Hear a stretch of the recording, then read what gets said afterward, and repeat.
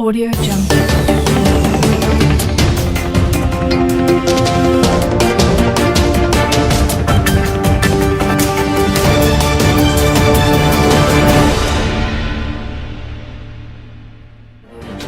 Presidential Task Force Committee to review our tax law and fiscal landscape. They've worked for over 1 year, and the output of their work is what it is before the distinguished senator as the fourth tax bill. Here with me today is Mr. Taiwo Oyedele, the chairman, Presidential Task Force on this committee that Mr. President set up. And with your permission and the time, I will just yield to him to lead us through the introduction and the item on the bills, and we'll be here to answer the question. So I invite Mr. Taiwo Oyedele. Thank you, sir.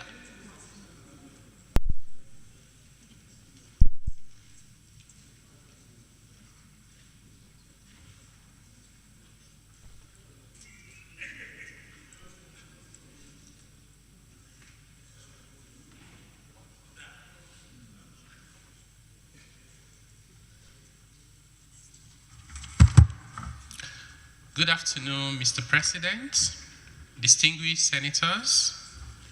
It's a privilege to be invited for this very important conversation today.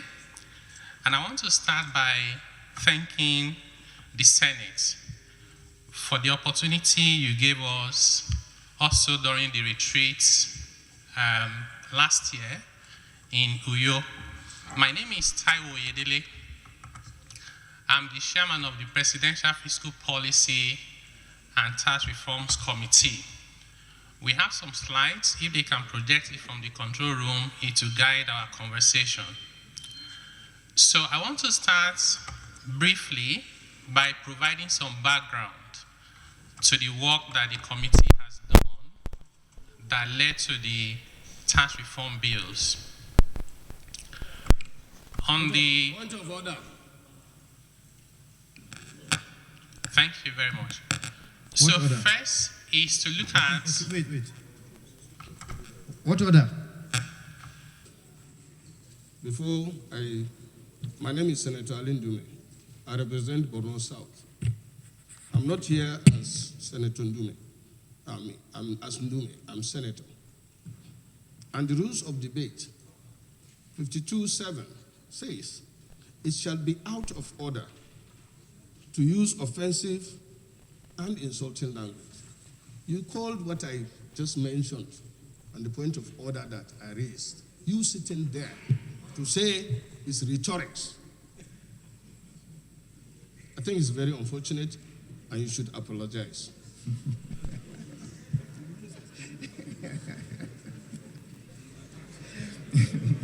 I think the word rhetoric is a negative word. It's not an offense. Nobody used that against you. In the context it was used, it wasn't used against you. It was a general statement. I therefore rule out of order. Continue. Background leading to the proposed bills. First is to look at our socioeconomic reality for our country. And if the slides come up, you will see the study done by the Bureau of Statistics showing that 133 million of our citizens live in multidimensional poverty.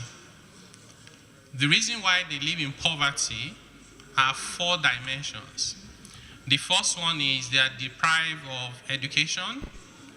And this is just basic education, about first 9 years of learning. They are deprived of access to health, including nutrition, food security, and time to health care. They are also deprived of living standards, basic things like safe drinking water. They do not have access to sanitation, as well as water reliability. The 4th dimension of poverty that our people are having to deal with is around underemployment, unemployment, and insecurity. Our economy has not been growing well enough. Over the past 10 years, our growth rate on the average has been under 2%, below our population growth rate. And this means that more people get into poverty every day than the previous day. Our inflation is very high, so is unemployment. Government revenue is very low, and public debt is rising, as well as the cost of servicing the debts. Investment in our country is declining. In the whole of Q2 of 2024, we only attracted about $29 million in foreign direct investment. Senator Wadada, Senator Pasui, Senator Sani Musa, take your seats.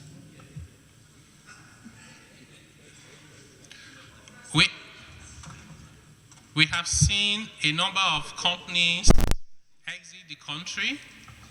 We have seen those that have closed down, and some that have scaled down their operations from having about 5 plants to about 2, including some local companies. On the next slide, we have significant areas of work in progress in reforming our economy and taking Nigeria to a place where we all aspire for the country to be. We also have areas where we are beginning to see positive results. For the areas where we need to make improvements, these include our exchange rates, the strength of the Naira, and the stability of the Naira. We need to rein in on inflation as well as cost of doing business.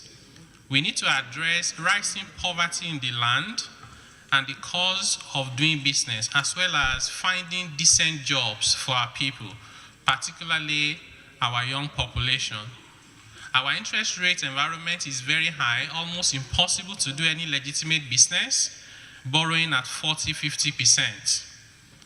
We also have challenges around efficient public financial management, coordination of government policies across different levels, as well as public communication.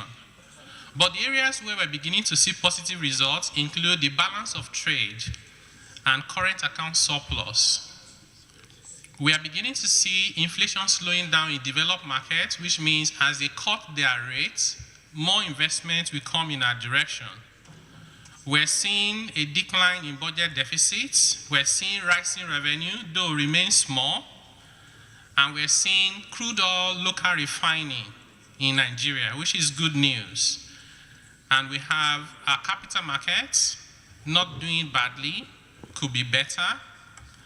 And these are some of the context about what led to the reforms. So, Mr. President of the Federal Republic of Nigeria set up the Presidential Fiscal Policy and Tax Reforms Committee last year, August. And the team is comprised of over 80 Nigerians from all the 6 geopolitical zones across Nigeria, including over 45 young people from 22 universities, head of internal revenue services, including more than 22 government institutions, including the organized private sector from Manufacturers Association of Nigeria to Small Business Association to Chambers of Commerce, as well as professional bodies, ICANN, ANAN, CITN, Nigerian Bar Association, and so on and so forth. We've done a lot of public consultation in developing the proposals before the National Assembly. These consultations include the private sector, it includes trade associations, it includes the civil society, as well as government. Like I said, we are grateful for the opportunity to have the 2-day retreat with the Senate last year. We had 1 meeting with the Governors Forum, we had 2 with the National Economic Council. We've had meetings with some of the state governors, individually with their cabinets. We've had meetings with the investors community, local and foreign. We had meetings with Nigerians with disability. We had meetings with Nigerians in the diaspora. More than 40 sectors were engaged as part of these proposals. We also conducted requests for submission and surveys, and I'm pleased to inform the Senate that we received submission from all the 36 states in Nigeria. There was no single state that was left out. So we are grateful for the trust that the Nigerian people have in the work of the committee. Some of the findings driving our recommendations today, distinguished senators, is that our budget is very low. It's not enough to fund our development. For the year 2024 that is coming to an end, the total of the budget of the federal government, including the amendment to the Appropriation Act, and all the 36 states of the Federation, comes to about 51.1 trillion naira only. If we convert this to the United States dollars, it is just barely $32 billion. These amounts is the size of the budget of Kenya that has only 54 million people, a lot of poverty in the land as well. This amount is less than 1/4 of the budget of South Africa. 130 billion is their budget, and they have about 60 million people. Even by African standard, we are not doing well. On the next slide, as much as the budget is very low, our revenue is even lower. The entire revenue that we generated from taxes is barely 18 trillion naira in 2023. This amount is not even up to fund half of the budget across the Federation. And if you look at individual tax contributions from personal income tax, for example, in the whole of last year, Nigeria only collected 1.53 trillion naira in personal income tax. In that same year, South Africa collected 50.5 trillion naira equivalent. That is more than 30 times what Nigeria collected. Even Kenya, with 54 million people, collected 5.8 trillion naira, almost 4 times what Nigeria collected. It is instructive to note that in South Africa, you do not pay personal income tax until your income is up to 660,000 naira per month. Below that level, you are totally exempted. In Kenya, you will not be liable to pay personal income tax until you earn more than 282,000 naira per month equivalent. But in Nigeria, you are asked to pay personal income tax once you earn 30,000 naira per month. That's 1,000 naira a day. Nigeria is taxing its poorest people. We are taxing poverty. And it's not showing in our tax collection because in our analysis, we could not find any country in the world where they place so much burden on their poorest and most vulnerable population. That's not where our revenue will come from.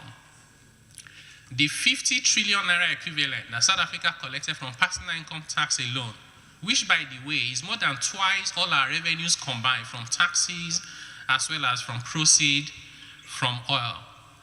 These 50 trillion naira that South Africa collected, 90% of it came from the top 5% of their population. So we believe that the time is right for us to provide exemption for our poorest citizens. Given that they live in multidimensional poverty, they have no ability to pay taxes. And to ask some of us who are not so poor to pay a little bit more so that we can reduce the size of budget deficits and not have any need to print money to spend to fund the government.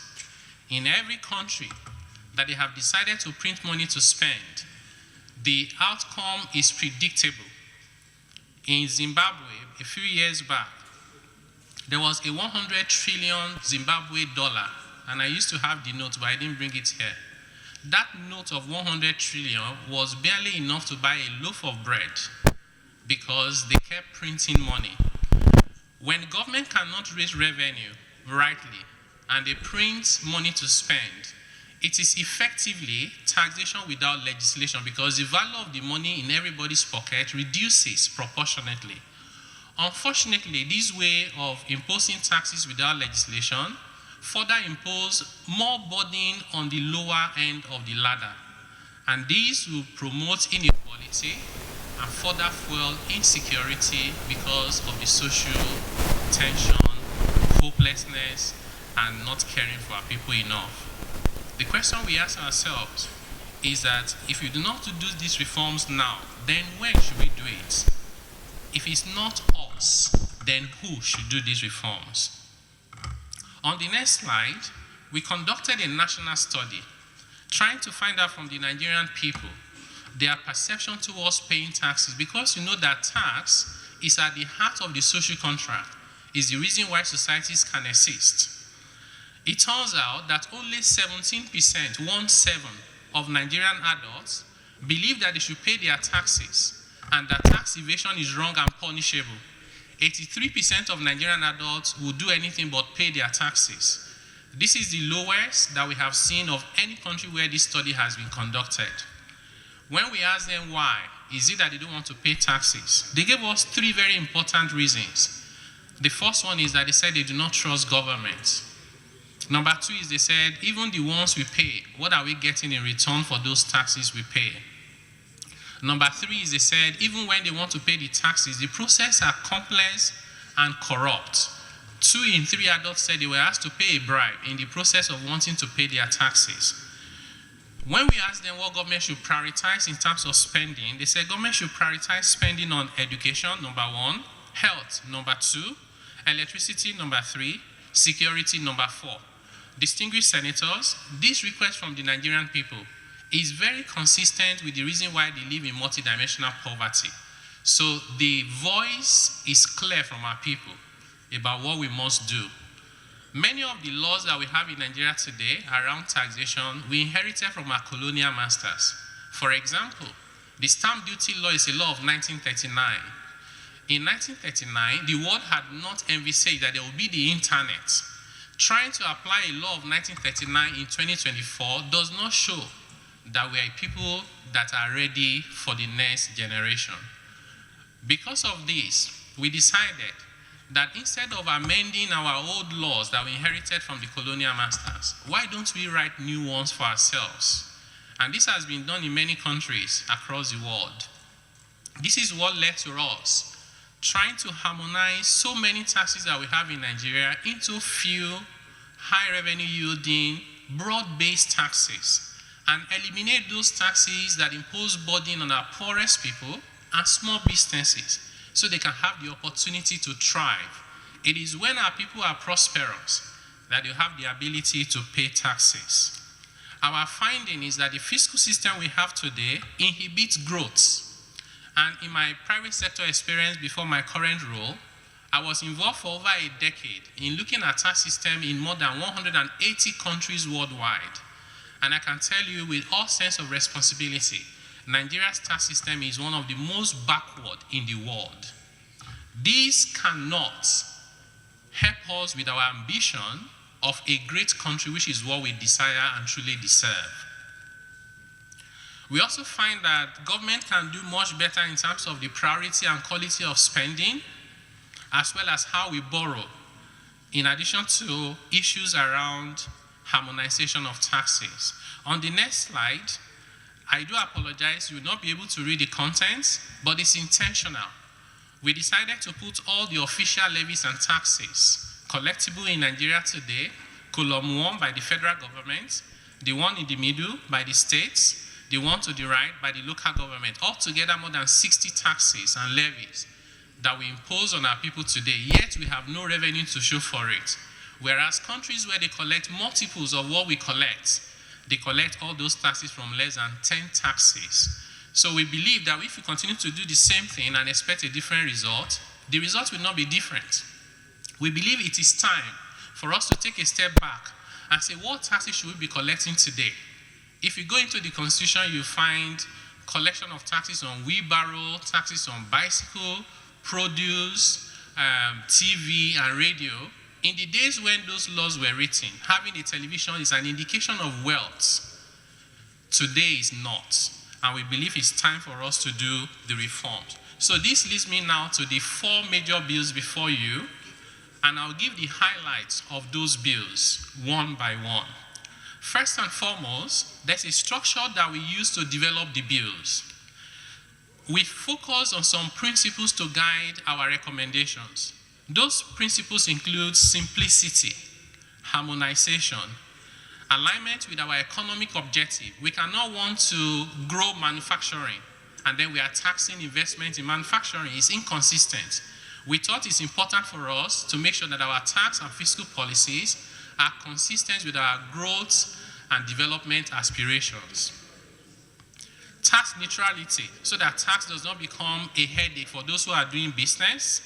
Competitiveness, can we attract investment to Africa, just within Africa? What we are beginning to see from our analysis, Nigeria's income tax rate for companies ranks in the top 10 in the world. Highest tax rate in the world, Nigeria is in the top 10. Now, if anybody wants to start a business in Africa today under the African Continental Free Trade Area or under the ECOWAS Treaty, the analysis will conclude that Nigeria is the least preferred location for you to set up your investments. If we don't address this issue urgently, the crisis we have will get worse. Because what will happen is even Nigerian companies will decide to go and set up in Ghana and bring the produce to come and sell in Nigeria, since they have a more favorable environment. For example, Nigerian businesses are forced to pay tax even when they have made losses. When you force a company to pay tax when they have made losses, you're asking them to pay tax out of their capital. Is the fastest way to kill any company in the world.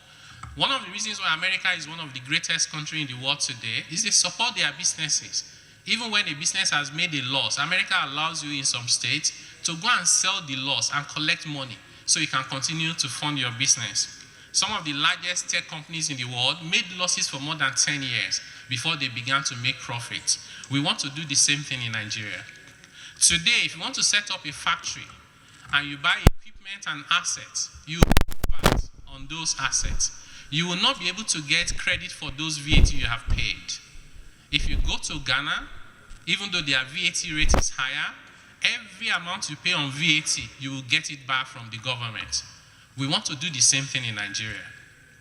We do not want to tax capital anymore. We do not want to tax investments.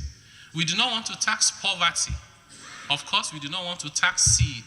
We will wait and tax the fruits when people have invested and they are making prosperity.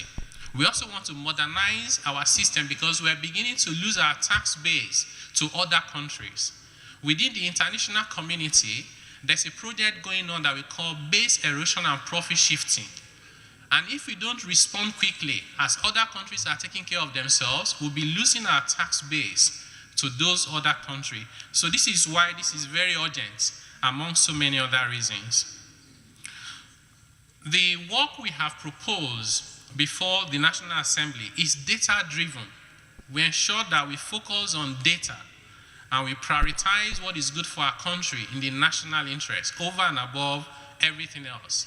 It is our belief that if Nigeria works, every groups, every segment, every association will find a space under a Nigeria that is working. So we have 4 bills. The first one is the Nigeria Tax Bill. The Nigeria Tax Bill brings all the major taxes in Nigeria together in one piece of legislation once it's enacted. It will cover things like companies' income tax, personal income tax, capital gains tax, value-added tax, excise duties tax, stamp duties. The idea is, why do we have to repeat things in different laws and it's difficult for the taxpayer to find out what they should pay? It's already hard to pay taxes. It should not be harder trying to find out the taxes you need to pay. Our belief is bringing these taxes together in one piece of legislation, write it in simple language that people can understand, will help us significantly. The second bill, before I go into some of the provisions in the bills, is a tax administration bill. This tax administration bill tells us about how to administer our taxes, from issues about taxpayer registration, filing of returns, assessment, payment, tax audits, using technology in revenue administration. All of these are covered under the tax administration bill. Number 3 is the Nigeria Revenue Service Establishment Bill. This bill is seeking to replace the current Federal Inland Revenue Service. One major reason is because the Federal Inland Revenue Service is not the revenue agency of the federal government. So the name that we have for FRS today is inconsistent with its mandate. The taxes that the FRS collects are shared. So we believe that a better name for the FRS will be the Nigeria Revenue Service. But beyond a name change, we also believe that the FRS needs to be able to connect with other agencies of government collecting revenue so that taxpayers will not have the opportunity to explore loopholes because of information asymmetry. For example, if I import goods and I need to pay duties, I have a selfish interest to under-declare the goods so that I do not pay the right amount of duties. On the other hand, when I'm submitting my returns to the FRS, I have another interest to overstate my expenses so I can reduce my profit and not pay taxes. This is happening in Nigeria today, and sometimes we never find out. If we do, it takes years. We're saying, why can't we connect all the systems together? Why can't we even connect the system at the center with the subnational? In the United States of America that we like to refer to for a good federalism or federation, if you file, by the way, in the US, you pay federal income tax and you also pay state income tax. If you file your returns with the federal, it replicates immediately to the states. So by connecting together, we have not in any way compromised our federalism. We have strengthened it because now we have more information accessible to government at all levels to carry out their mandates. The last one is the Joint Revenue Board Establishment Bill. This bill is trying to replace the current Joint Tax Board to become the Joint Revenue Board. Why is that important? The Joint Tax Board that we have today was envisaged to just only help us with personal income tax matters. But what we now know today is that the issues we are dealing with go beyond personal income tax. In fact, those issues go beyond taxes to broader revenue matters. So therefore, we think that a better name is Joint Revenue Board. In addition to that, we are expanding the scope of that Joint Revenue Board to help us ensure that there's harmonization across Nigeria, to help us ensure that there's collaboration between tax authorities because we are stronger together, to ensure that we can share information, exchange of information, that we can build capacity together, that in fact, it is possible for us to do audits together. Why can't federal and 5 states decide to audit a company at once? Sit down there as a group of people who are working for Nigeria. You reduce the cost of doing audits, both for the government as well as for the taxpayer. Another thing that we have in this 4th bill is the Tax Appeal Tribunal. This Tax Appeal Tribunal today is established under the Federal Inland Revenue Service Establishment Act. And that gives the impression that the Tax Appeal Tribunal is only a federal matter. We leave out our taxpayers whenever they have disputes with states and with local government. We believe that it's better to set up this tribunal in a way that it can deal with all tax disputes across Nigeria, and therefore is appropriate to set up this body under the Joint Revenue Board Establishment Bill. The third very important element of this 4th bill is the setting up of the Tax Ombudsman Office. Today in Nigeria, over 30 million small businesses do not understand the taxes they need to pay because they don't need to be finance experts before they can do their small business. They do not have the resources and the means to hire accountants and lawyers or tax consultants. Therefore, when they are faced with tax assessment from the tax authorities, they are left out in the cold. They have only 2 options. One option is to fight, a fight that they can never win. The second one is to negotiate. And sometimes when they negotiate, they are made to pay taxes under the table. They are meant to pay more than they're supposed to pay. There's nobody to protect them. We believe that setting up the Office of the Tax Ombudsman will provide the opportunity for us to protect our taxpayers, particularly small businesses and vulnerable taxpayers.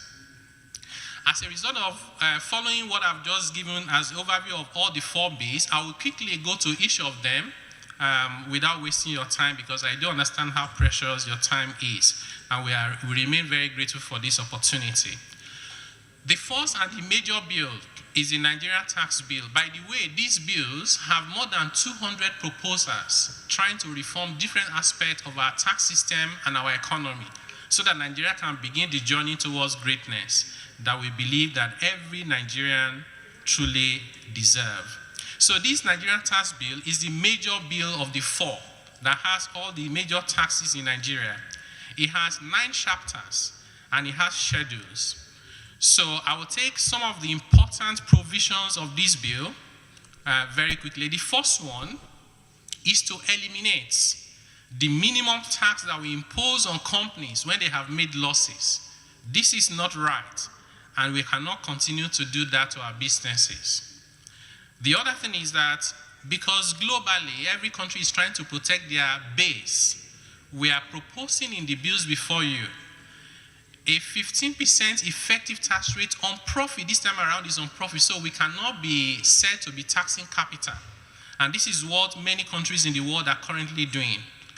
If any company is able to find their ways, muzzle their ways to get laws passed in their favor or policies in their favor, and they pay almost next to nothing in taxes, and it's a big company with turnover of at least 20 billion naira in a year, or a multinational, they will be asked to pay at least 15% of their profit to the government so that they do not extract all the profit from Nigeria without paying their fair share.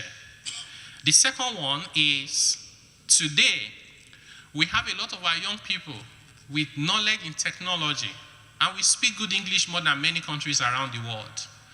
But Nigeria can barely boast of up to $100 million a year that our people earn by working remotely for multinationals across the world. In the Philippines, in 2023, they earn $35 billion from this. India is the leader in the world. They made over $200 billion. Nigeria did not even make $100 million. When we looked at it, it turns out that the major impediment why multinational companies and international companies will not hire Nigerians to work for them is down to our tax laws and regulations. One of it is that if you hire a Nigerian, it doesn't matter where you are in the world, whether you have been to Nigeria or not, that individual will pay tax, which is okay. But even you that hired them, you must come to Nigeria and pay tax. So those companies are going to be asking them, what's so special about the Nigerians when I can hire Kenyans, South Africans, Filipinos, and Indians? So we thought it's important to address this problem so that we can get jobs for our young people. Imagine that today we have just 1 million Nigerians working remotely in the international value chain, earning just $1,000 per month. Those people will not only get themselves out of poverty, they will lift their families out of poverty. It will bring foreign exchange to Nigeria that will help us strengthen the naira. And government will collect taxes from those income that they earn. Whichever way you look at it, it's a win-win for our economy and our people, particularly our young people. Another very important proposal is that VAT today is charged on investments. VAT is charged on capital, and VAT is charged on basic consumption. We believe that we should allow businesses to operate with minimal costs, because if we reduce the cost of doing business, we have more businesses. When we have more businesses, we create more employment. When you create more employment, you reduce poverty. And by the way, those people who pay personal income tax, they will consume and pay VAT. So whatever we are losing by way of tax, if anything, will make multiples of those from the economic activities that will be generated. We are proposing that companies will be allowed to claim input credit for any amount they spend on VAT for their investments and capital. We are also proposing that the company's income tax rate in Nigeria be reduced from 30% to 25% over the next 2 years. Like I said before, we currently rank top 10 highest tax burden for companies in the world. The logic for many countries is to bring down company income tax rate to be very low to attract investment. And when you do come, they now collect personal income tax from your staff, they collect VAT, and that works. In the OECD, the average income tax rate, company income tax rate, is even under 20%. So we need to do the same thing for our country. We also, like I showed you earlier on, we have more than 60 official taxes and levies. Unofficially, those taxes and levies are more than 200.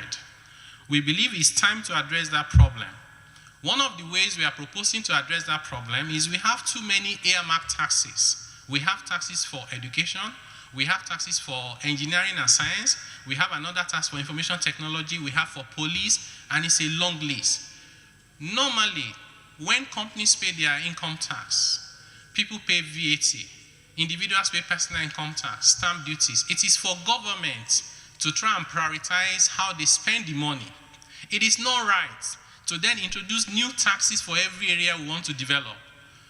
At the end of the 9th National Assembly, one of the exercises we did was we went through all the bills that were not concluded at the end of the 9th National Assembly. There were over 250. We found 40 bills with levies and taxes here and there that have not been passed. This is a real danger to our economy because once we keep passing these taxes and the amount of tax you need to pay exceed 100%, nobody doing legitimate business will continue anymore.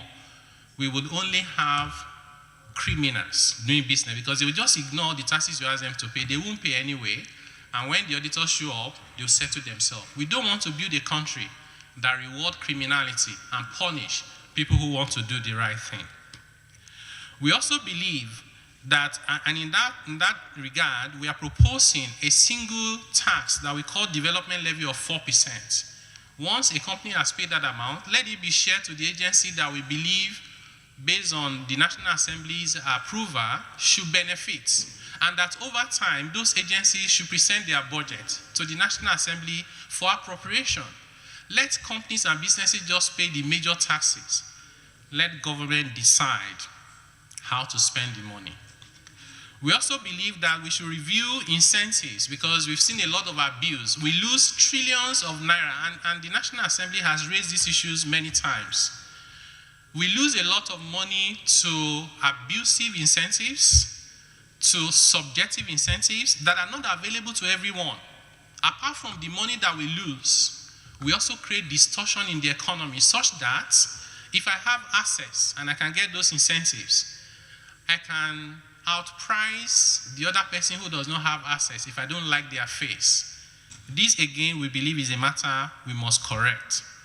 Another proposal we have in this bill is the fact that we want Nigerian companies to become multinationals so that we stop panicking every time that there's a problem with price of oil or volume.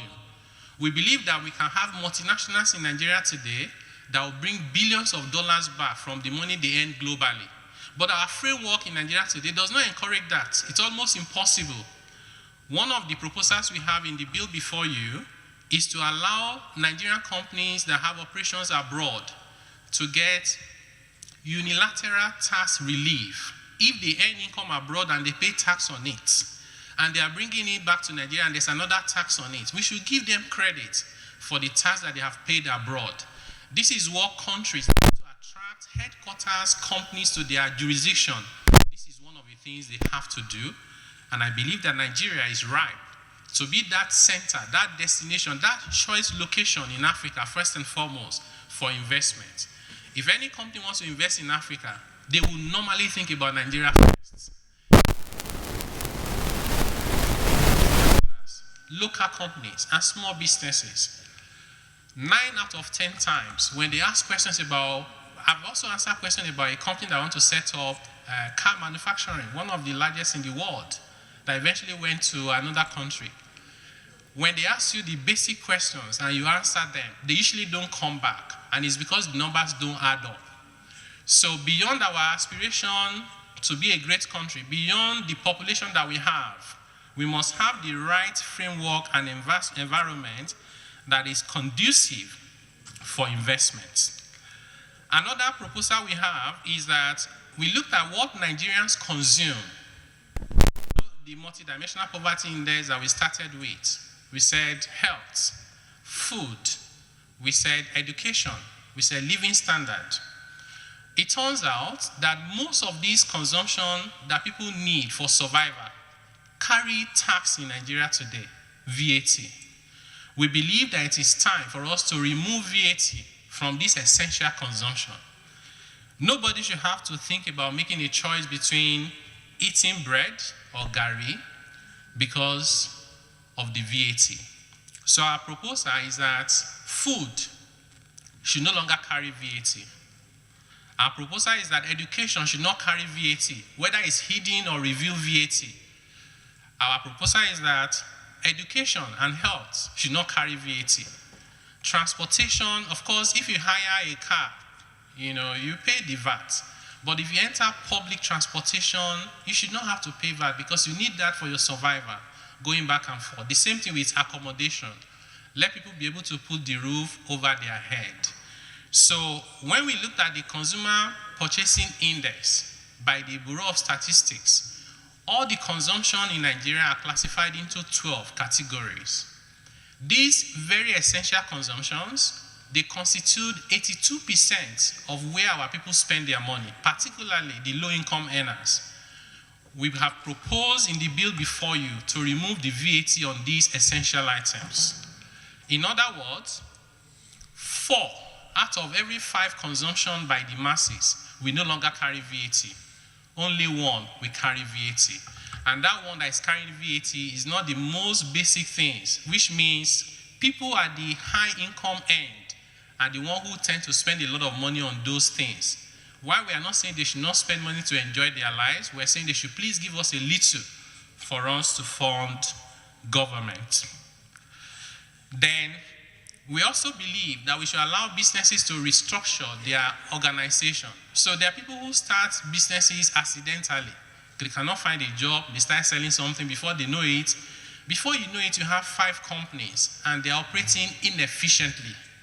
What you see everywhere in the world is, at a point, you reorganize your business to become efficient. Today, our tax laws come in the way of you restructuring your business to be efficient. It's almost like a crime for you to want to restructure your businesses to be efficient. We believe we must address that. Allow businesses to operate efficiently. The more efficient they are, the more value they can create. The more value they create, the more taxes they can pay to the government. And last but not the least of the important highlight on this Nigerian tax bill is that our small businesses are overburdened with taxes.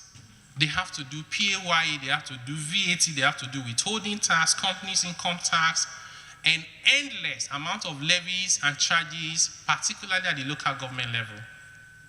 We believe that it is time for us to create a threshold that is high enough to protect these small businesses.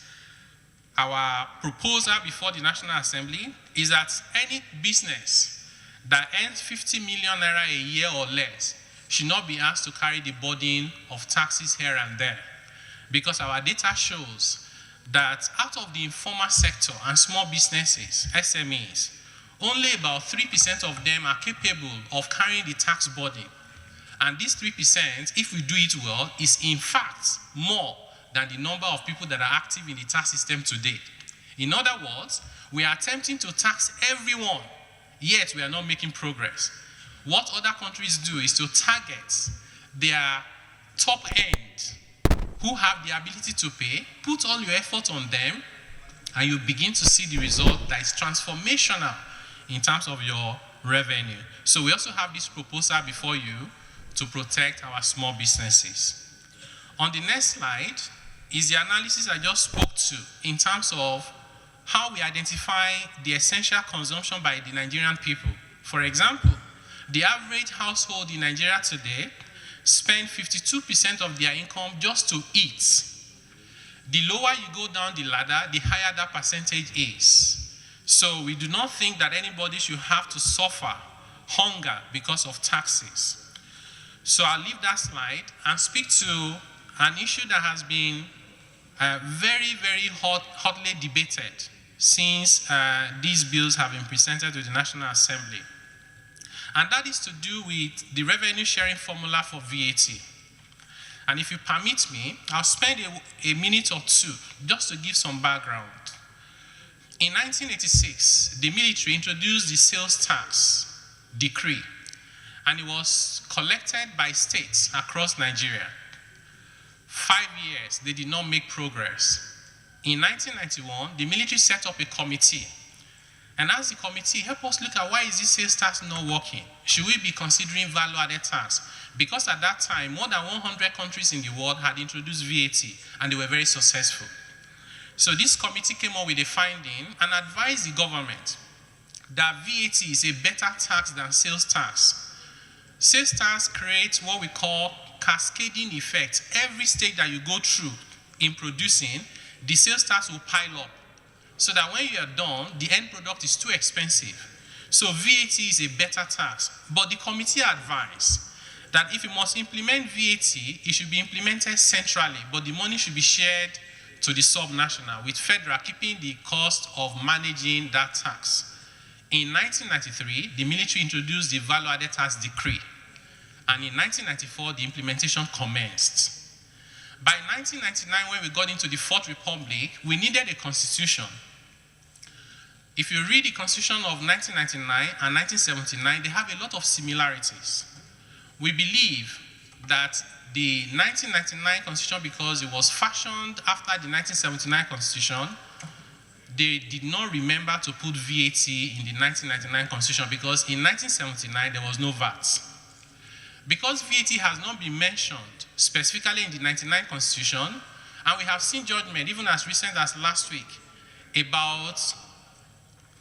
about gaming, lottery, that says it has to be House of Assembly of the States. Before then, we had one on hospitality and tourism. It also said, the Supreme Court said, it is the states. That is why Rivers State went to court.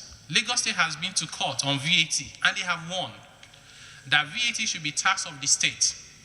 But the final appeal is at the Supreme Court. A final determination has not been made. We see danger that if we wait for the court to tell us the answer to this problem, that answer will create chaos for us. Number one, every state will collect less than half of what they are getting now. Number two, businesses will struggle because you bought something in Kaduna and you are selling it in Ekiti. They will not allow you for the input. And the more the cost piles up, the more businesses will struggle. In addition to that, in the US today, United States of America, they do sales tax and it's collected by states. But the state cannot collect sales tax on imports or international services, because that is the exclusive preserve of the federal government. If states should begin to collect VAT today, they will not be able to collect import VAT. Import VAT and international VAT is about half the VAT we collect in Nigeria today. If anybody will benefit at all, it will be the federal government. We believe that the right solution is for us to address the concerns that those states have, so that we can have a political solution to this problem, rather than the one that says, let's wait for the Supreme Court. Therefore, we looked at the current formula for sharing VAT, and it says, federal government should take 15%, the state should take 50%, and local government should take 35%. That is the vertical distribution. But amongst the states, which is the horizontal distribution, it says at least 20% of the VAT revenue should be on derivation. The derivation for VAT is not the same thing as derivation for oil and gas. Every single state in Nigeria has derivation of VAT. When a state awards contract for their infrastructure, there's VAT, that's derivation. When any business there invoices for goods, that's derivation. But that derivation today is lopsided in favor of Lagos State, because Lagos State is where the head offices of major companies in Nigeria are located. Today, VAT is attributed to the state where the VAT is paid to the government. For example, the largest VAT payer in Nigeria is MTN, followed by Dangote. When MTN remits VAT in Lagos, they are remitting VAT on all the calls that are made in Nigeria. Why is that credit given to only Lagos State? We believe that's lopsided. If Dangote sends cement across Nigeria to their distributors, Dangote's head office is in Lagos, they will pay the VAT in Lagos. All the VAT on Dangote cement, Bua cement, Lafarge cement are credited to Lagos. We said number one problem we must solve is to correct this lopsidedness of how VAT is attributed to states. Our proposal before you is that going forward, if we have your approval for the bills, every state will receive credit for the consumption within their territory. MTN will tell us these are the states where they made calls, and they can tell us from their masts. They have equipment. If I call here now, the call cannot go through until it connects, so they know where I am and making a call. When Dangote does not sell one bag cement to retailers, they send it to their distributors.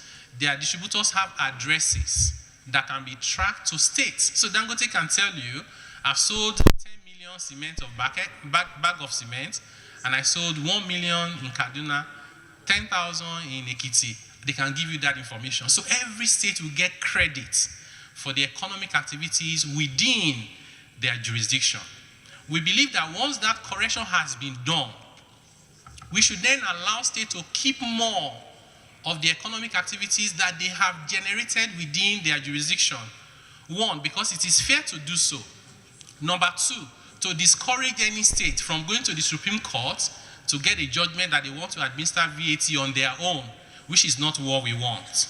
So this is the summary of the proposal we have that is creating a lot of debate, but we do appreciate those debates, but we believe and we appreciate and we are grateful for this opportunity to explain the reason for our proposal to the Nigerian people and, of course, to this distinguished Senate.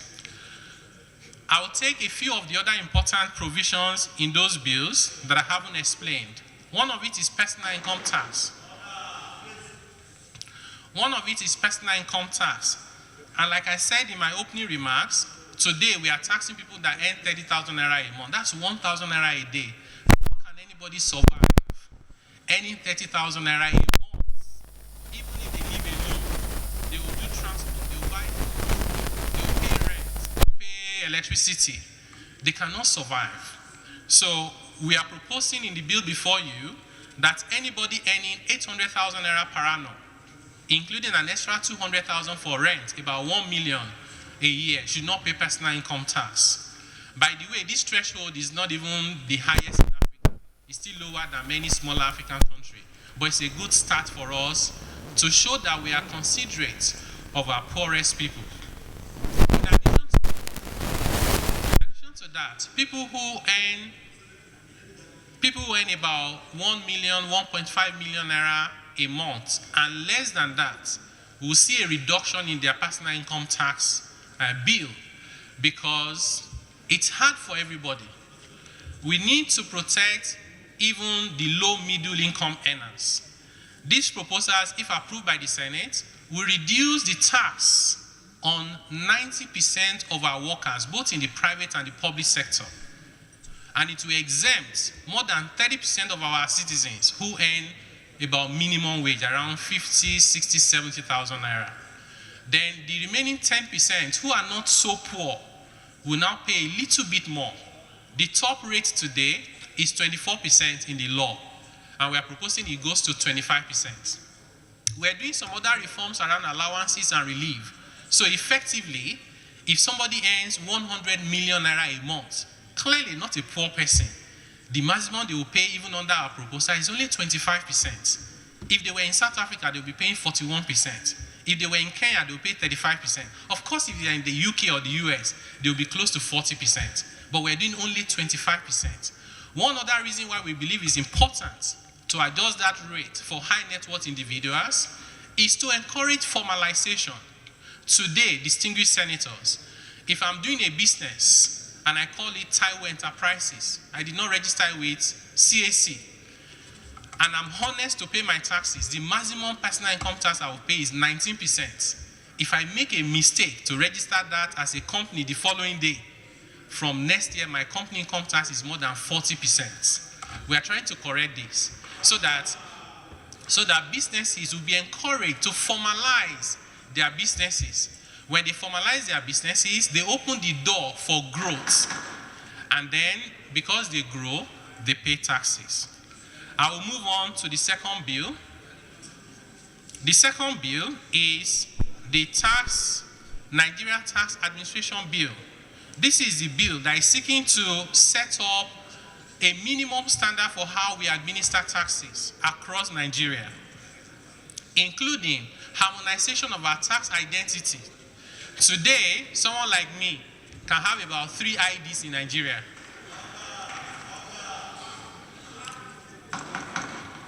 So, Please, can we listen to him in silence, please? Senator Malamodori. okay, I'll round up now. Yes. Senator Malamodori, please take your seat. So for someone like me, I reside in Lagos, but I do most of my work. You must take your seat. I do most of my work in the FCT, and I also have a number with Joint Tax Board. I have like 3 identities. So we're saying let's harmonize it. Let Nigerians have just one identity. Wait. Please, can we listen in silence, please? Everybody's interested in what he's saying. You can see people at the gallery. The gallery is full. Nigerians want to listen to him, want to hear what is happening, want to have a knowledge of what is going on here. Please, let's listen to him in silence. Yes, I'm almost done, maybe about 10 minutes, Mr. President. So we also, as part of this proposal for the Nigerian Tax Administration Bill, we are proposing that we use technology to administer taxes in a way that is efficient and to be able to connect intelligence across Nigeria so that if there's anyone who is evading taxes, we can find out. And if there's anyone who is too poor to pay tax, we can exempt. We also have provisions for exchange of information between and among tax authorities. We have proposals for tax refunds. So if companies have overpaid their taxes, we should allow them to get a refund so that they do not have to borrow at 30-40% to pay government instead of doing their businesses. The third bill is the Nigerian Revenue Service Establishment Bill. This bill, as I explained earlier on, is trying to make the FRS play its proper role as the revenue agency of the federation that collects money for the federation, and to then connect with other agencies as well as subnational in terms of tax intelligence, use of technology, capacity building, and collaboration and exchange of information. The last bill is the Joint Revenue Board Establishment Bill. I already explained this bill. It's trying to reform the Joint Tax Board to play a bigger role. It's trying to set up the Tax Appeal Tribunal in handle tax disputes across Nigeria. Of course, taxpayers have the right to appeal to the court if they are not happy with the decision of the Tax Appeal Tribunal, which the National Assembly has set up but under a different framework. And the last one is a tax ombudsman to protect our small businesses and vulnerable taxpayers. So I will conclude on the next slide. Our belief is that revenue is only a means to an end. It is not an end in itself. And our policies, tax, fiscal policy, monetary policy, must facilitate sustainable growth and development for shared prosperity, which means that our economy must be organized in a way that is conducive and investment friendly. Our fiscal and tax policies must be purposeful and coherent, easy to understand and administer. Our laws must be enabling of businesses and dynamic, and governance must be simple and efficient. I'll conclude with our prayers to the distinguished Senate and the National Assembly. Our prayer is that our distinguished senators will go through these bills and help us consider them based on their merits and based on national interest in the light of the challenges that we face today. We stand ready at any time that we are given the opportunity to come and explain, to be able to do so, even to committees or any groups, as the Senate may so desire. We pray before the Senate that these proposals be favorably considered. Like I said, there are over 200 proposals trying to reform different areas of our tax system and the economy. We thank you very much for this opportunity today. We do not take it for granted. And once again, Mr. President and distinguished senators, thank you very much for the opportunity, and may God bless you.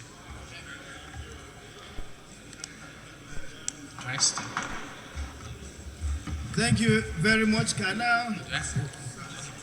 Order, please. Tedimu Yakubu, you have the floor. Mr. Tanimu Yakubu has the floor now. We'll listen to DG Budget.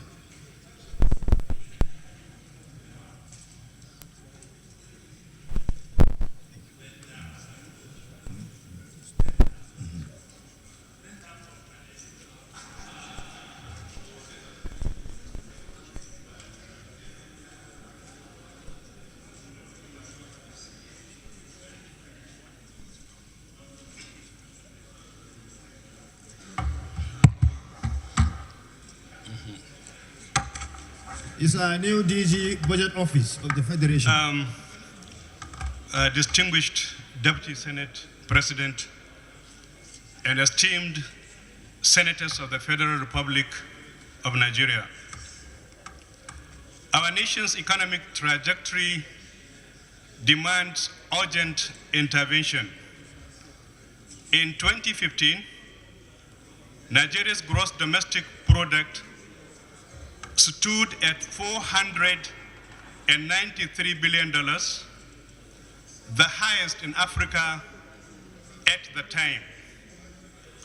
Today, however, it is projected to decline by 40% to $363 billion in 2024, with a further alarming drop of 19.6% to $241 billion by 2025 if no corrective action is taken.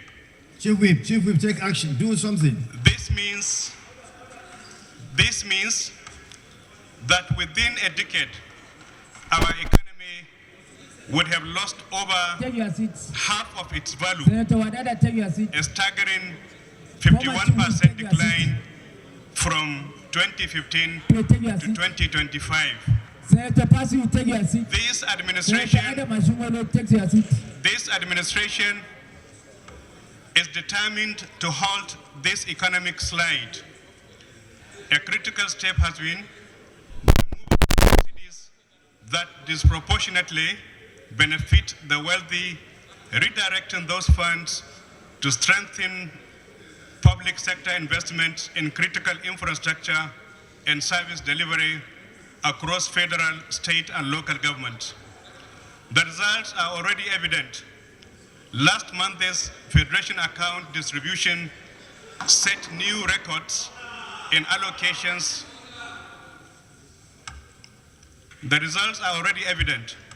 Last month's Federation account distribution set new records in allocations to the three tiers of government. The tax reform bills before the National Assembly represents the next pivotal step in this economic recovery process. These reforms aim to consolidate the gains made so far, ensure sustainable revenue generation, and lay the foundation for a robust, inclusive economy. There are 10 compelling reasons why these bills will not only prevent further economic decline, but also catalyze a rapid economic turnaround for our country. 1, strengthening national growth. Nigeria's tax reform is a bold step toward building a self-reliant economy. By enhancing revenue generation, we reduce dependence on external borrowing and pave the way for sustainable growth and development. Fair and inclusive system.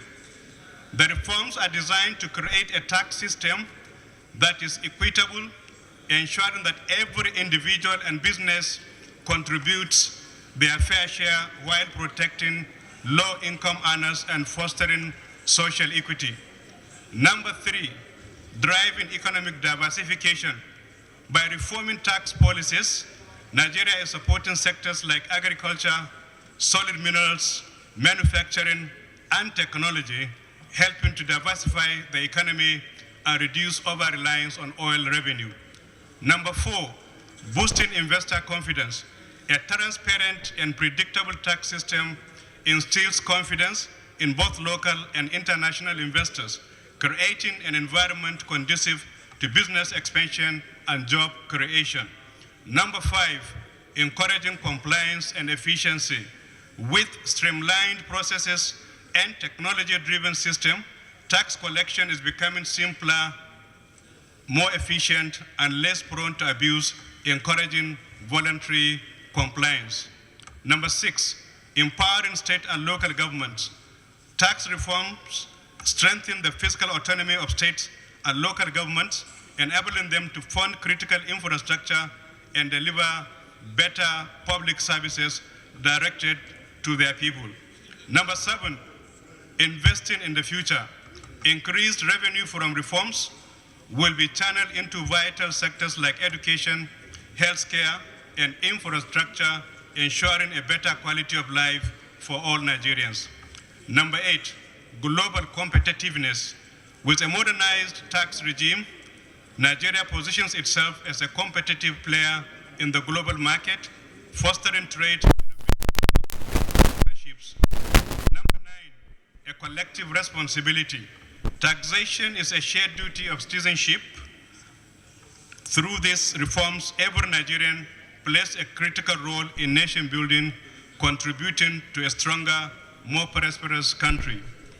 And lastly, a pathway to prosperity. This is not just about raising revenue. It is about creating an economy that works for everyone. The tax reform represents a collective effort to secure Nigeria's future and unlock the potential of our country. Thank you very much, distinguished senators. Thank you, DG Budget Office. Let me, before I yield the floor for questions, you still want to come back, FRS Chairman? Are you done?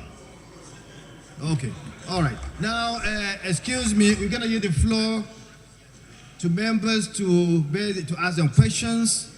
They have made their presentation, and that's what we want. Because you may be aware that they did the same thing before the Governors Forum. They also did the same thing at House of Reps. And that's why we decided that they should also come and do the same thing here to explain to us. And they have made their presentation. Now, we yield the floor for members. Excuse me. You don't want to ask questions? Okay, okay. All right, you don't want.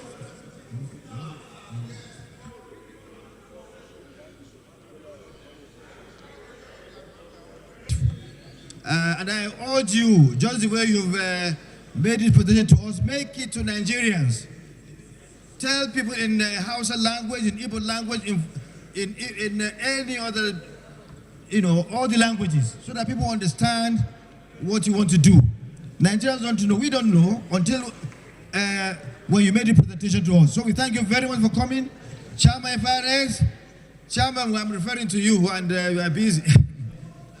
So, Mr. Chairman, thank you for what you've done by coming to present the facts to us. We will now retire tomorrow to our own cocoon to now decide on what to do. So thank you very much. You can now take your leave.